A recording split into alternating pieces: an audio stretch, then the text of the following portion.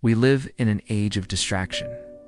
No sooner than we sit down to do something, do we find ourselves thinking about something else. And this happens so rapidly that we do and even realize when we lose focus in what we were doing just moments ago. So much so that many people are looking for ways to control their minds. Today, we all explore a simple yet profound principle that offers a fresh perspective on understanding and working with your mind. Are you ready? Let's dive into the story. Once upon a time, there was a man who was deeply troubled by the constant chatter of his mind. Seeking solace and clarity, he went to visit a renowned Zen master. With a troubled heart, he poured out his struggles to the master, asking earnestly, "How can I stop the noise in my mind?" The master listened patiently, his eyes twinkling with wisdom. And when the man finished, he replied, "I will give you a mantra. Repeat it, and it will bring stillness to your mind." The man was overjoyed. "Thank you, master. I will do as you say," the master continued. "But remember, don't think of a monkey while chanting it." Intrigued but confused, the man took the mantra from the master and went to a quiet place to practice. As he settled down and began to chant the mantra, he found himself surrounded by a troop of playful monkeys. At first it was amusing, but then the man realized the Zen master's cryptic warning. He tried to focus on the mantra, but the more he tried not to think of monkeys, the more they seemed to take over his thoughts. Frustrated and overwhelmed, he stopped chanting and looked around him. To his astonishment, he saw monkeys everywhere. They were in the trees, on the ground, and even in his own reflection. The man felt defeated.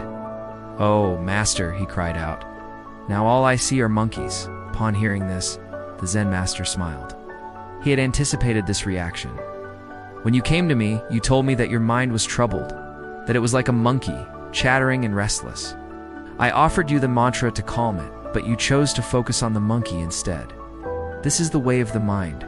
The more you resist, the stronger it becomes.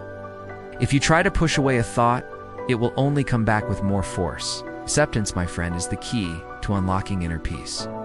The man sat quietly, pondering the master's words. Slowly, he closed his eyes and began to meditate. As he focused on his breath, he noticed that the image of the monkeys gradually faded away. In their place was a sense of calm and clarity that he had never experienced before.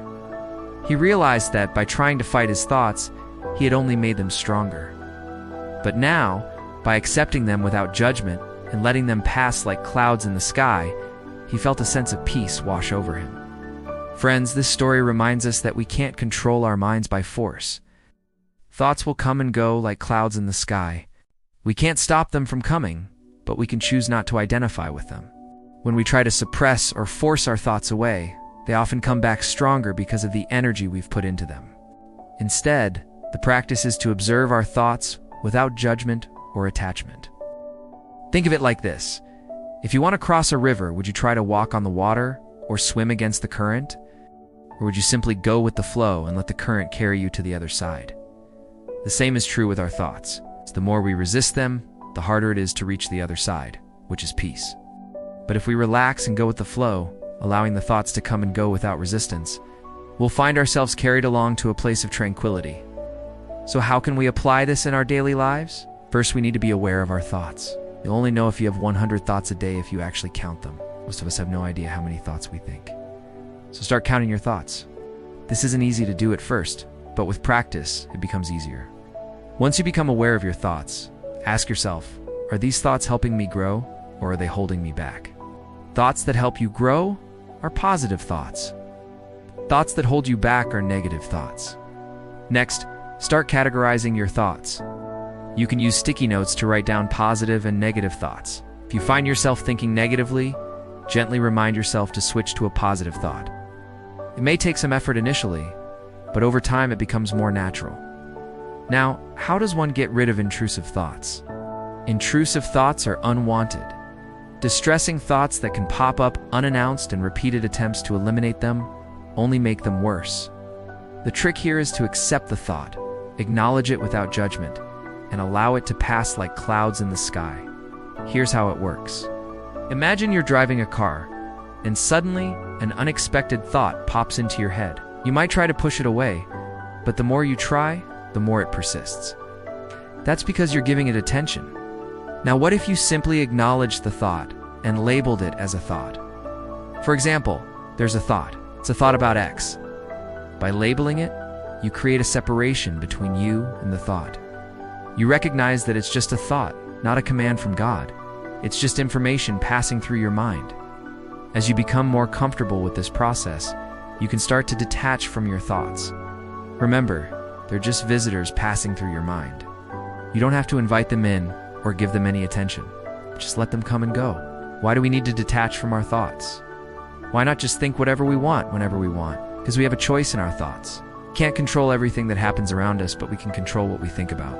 And when we think about something, we give it power. What I mean by power? Your beliefs determine whether something has power over you. For instance, consider two people, Alex and Ben.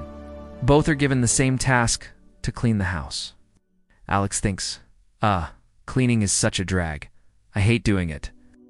As he starts cleaning, you can see a difference in his attitude. On the other hand, Ben says to himself, cleaning my house is a great way to relax and enjoy my living space. I love doing it. As he begins cleaning, Ben finds satisfaction in the task. Who do you think is more likely to do a better job, Alex or Ben? Most likely Ben, right?